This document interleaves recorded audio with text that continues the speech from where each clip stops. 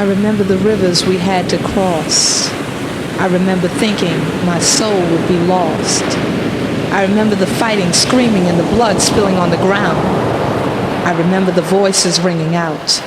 Yes, I remember each sound. The ancestors put power in me and gave me the voice to tell my story. My spirit calls out,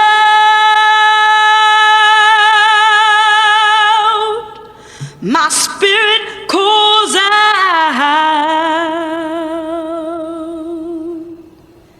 my spirit calls out to thee. There a time when Hannah children that come here to the Gullah Geechee Nation, but he's just see all and the thing like that. Hannah always want to ask me about this shop. Where the indigo today? Rather was the children want to know where the shop cotton and thing like that. And first no see the sea island cotton, the one unique cotton what they run, yeah. And then everybody want to know where the rice and thing like that. Most of the time, Hannah not see the rice like that shining. Y'all be the damn pond already. For true.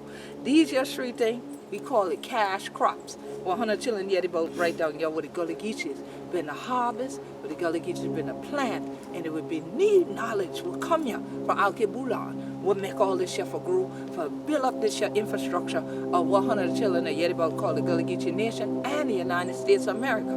So today, when you come here, we want you to join us in a project that will expand the international knowledge about our community back to the way it was. Because many people don't realize these crops and the knowledge that came with it came with Africans during the transatlantic slave trade. But we have continued to hold on to these as Gullah Geechee traditions. So we have started up a new project called Gullah Geechee INDIGO. But you're going to look on the screen and you can see what indigo stands for this year time. And we have our artist in residence, Monique De La Tour. Now, who else would be here but somebody on tour, right?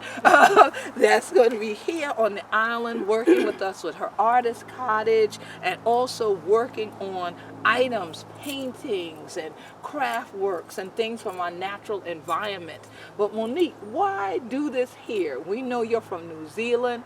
We know you've gone to Jamaica. You work with the people in backyard and things like that there. But why come to the Sea Islands and do this kind of work with the Gullah Geechee?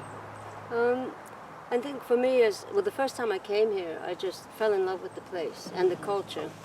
And I kept coming back. And there was something drawing me back here. And it was, I started reading and learning about the culture. And also the textile history here. In terms of the cotton, and I'm a textile designer, so it was the culture, the textiles, the sea, the ocean, the food. Yeah, everybody wants the food. Yeah, if I had one place to be in America, I've been here for 18 years now, in New York City and then North Carolina, but to be, if I wanted to be where I really, really wanted to be, this is the place for me. Excellent. And I feel like my talents can be so well utilized here. My skills, the skill set that I have, I've always been a community-based artist, and I just feel that the skills I have that I can share with people can really make an impact. And just, it's everything I'm interested in, natural environment, people who want to learn, it's just, I went to the library, what a fantastic resource. I went to the library, wow, I just can't, everyone come to St. Helena, the library, to the library. It is astounding. And just the way that people have welcomed me and greeted me, I've never felt so much at home except in New Zealand. Wow. So this is home away from home now. Yeah, I felt so much at home. I mean, yesterday I cried. That's how good it is. Excellent. So, and we've heard that often. Yeah. And then thought of doing the work that I do here and sharing it with the community and learning from the community myself and being able to put all that together to create beautiful art. It's fantastic. And also, entrepreneurial type of things that can people can start their own businesses. Absolutely. And be self-sustainable. Right. It's just Makes you know, all the difference in the world. right, Yeah. and, you know, impacting people's lives, you know, in a way that, you know, like in Africa, the original art, when you study art in college, when I was in college, they tried to tell us, you know, a lot about, they would do this primitive art in the, yeah. Africa, and this, and then they would quickly do that and then go straight on to like when What they call fine arts. when they said the real art began, and I just said no, Right. we need to do more on this part that you just kind of skipped over, Right. because if this is where it began, this is where it Then began. This is it. Right. So- This is the foundation. Right. So I really want art to be in people's lives the way it is in Africa. When you go to Africa, the clothing is art, the Right. utensils are art. Right. The, you know, this is a perfect Everything. example. Yes. This is here. Right. It's utilitarian, but it's Right. still art. Exactly. In the Western world, art has separated itself Yes. and gone into galleries. Right. And so I'm not a big supporter of galleries. I like to put my art in public spaces where Right. people can see it Right. for free Yes. and have access to it. You know, don't have to go to a little, you know, get together to go see To it. They see can just it, walk right. past and there it is, or you might be wearing it. Right. You know? Exactly. So, yeah, to bring art back into people's lives as a normal thing, which is what it is in Africa. Right. You know, they make spoons, detailed, ornate spoons that are passed down from grandmother to yes. daughter to daughter. Right. And those spoons are for special occasions. You know, and then we wonder why people here search for meaning in their lives, and they go and buy art to put on their walls. Yeah.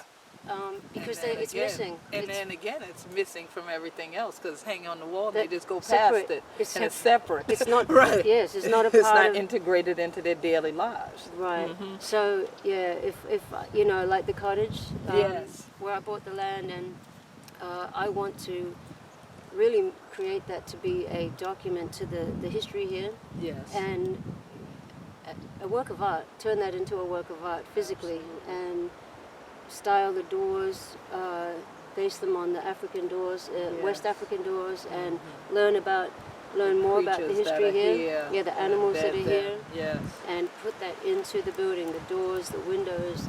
So it's going to be it is a work in progress. It is a work in progress, but it's And- already a work of art. Right, and I yes. can't wait to just See it just- come to yeah, fruition, fully right. to fruition. Yeah. Yes.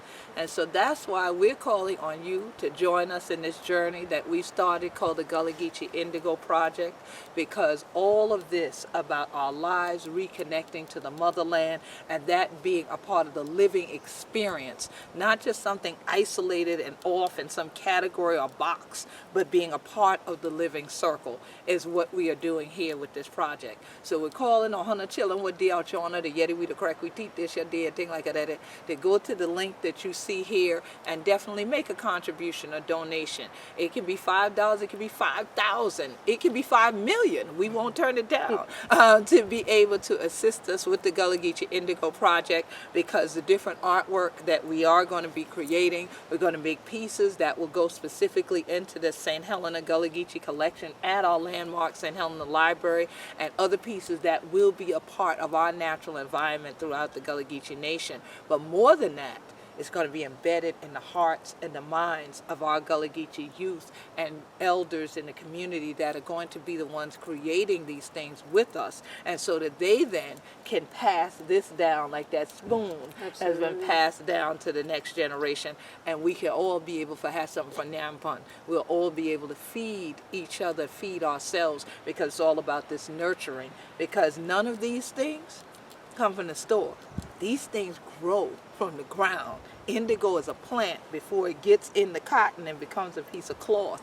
And rice, it don't grow in a plastic bag, y'all. This is how it really looks. It comes from the earth. And so we're taking people back outdoors, back onto the earth, back here, and be souls of these sea islands, truly as part of this Gullah Geechee Indigo.